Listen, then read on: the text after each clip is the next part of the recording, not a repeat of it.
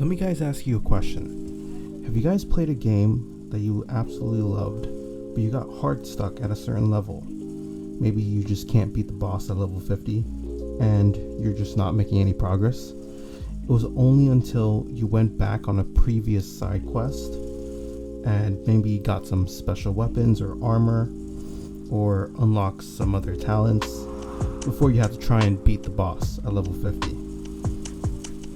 I know you guys aren't gamers, you're artists, but I think the same lesson applies. You might need to go back on certain basics and learn to work smarter rather than harder to advance further. Today, I'm going to be talking about why your art skills may not be improving.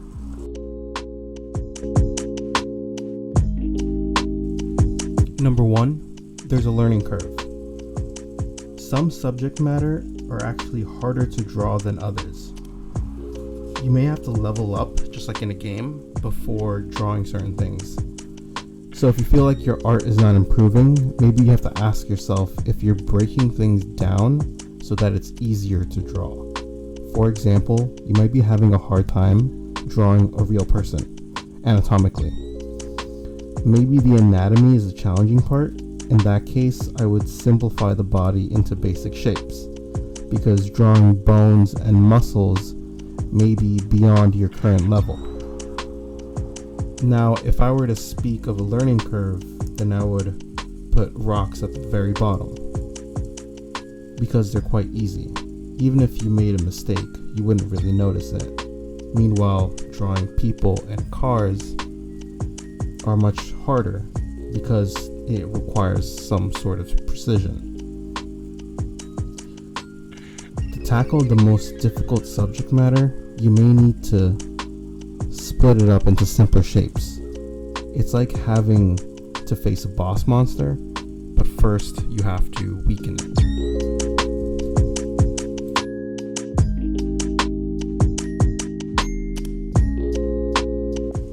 Number two, practice deliberately. Drawing over and over and drawing the same things isn't really going to help you. Imagine trying to level up at a game. You're at level 1 and you're farming experience from chickens. At level 5, you're farming, cows. And then at level 20, you're still doing cows. You won't really progress if you don't start challenging yourself, right? It's sort of the same thing. When you're practicing, you need to be deliberate and conscious. And you can't be drawing the same mindless things over and over. You need to be trying new things, new techniques. Try to draw new subject matter that you haven't done before. You need to be actively asking yourself where the light is coming from in a painting.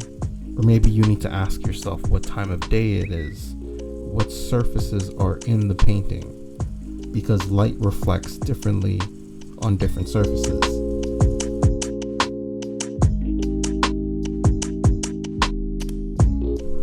Number 3, references. You probably should be using references unless you're a master at art. And if you're a master at art, you probably might not be watching this video. Now, drawing straight from your imagination is kind of like drawing from whatever little amount of information you have on the subject matter. We have this sort of visual memory, and that visual memory is actually quite limited. The problem with it is that it's quite imperfect, and our brain tries to sort of understand like the gist of the subject matter in order to draw it, in order to recreate it. But it's not quite, because it's efficient, it's not quite like perfectly accurate. So the usage behind drawing with references is that it adds not realism to your painting or drawing, it adds believability, right? Those are two different things. You can use references not to achieve realism, but rather believability.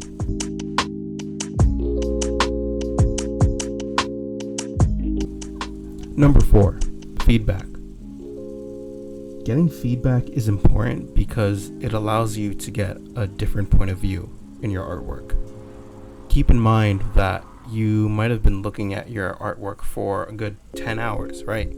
Depending on how long you've been looking at it. And getting a pair of fresh eyes could allow you to see things that you didn't the first time. It allows you the opportunity to grow. You could bring certain weaknesses to light, and you might not have been aware of it the first time. Implementing the changes to your work is necessary. Getting feedback and implementing it is going to allow you to be way more effective, and it's just going to speed up your growth as an artist.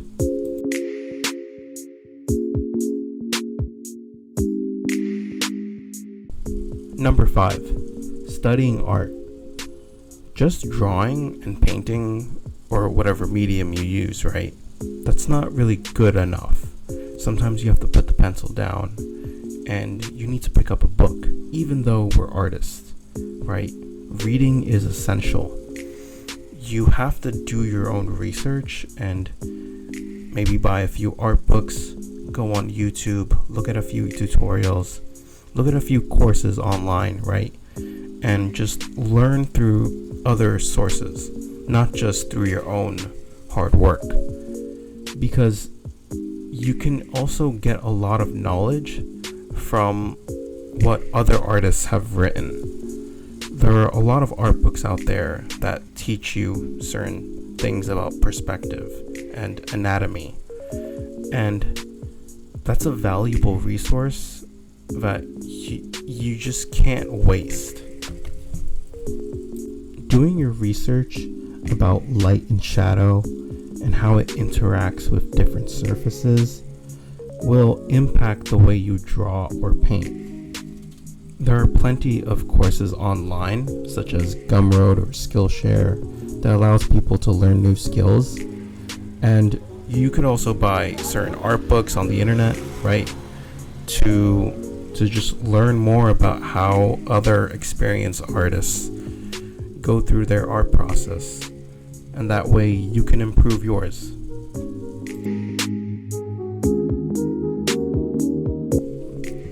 Okay, well, that's all I have for you today. I hope that was helpful. Let me know what your thoughts are in the comments. Like and subscribe, and if you enjoyed the video, feel free to check out my channel for other ones.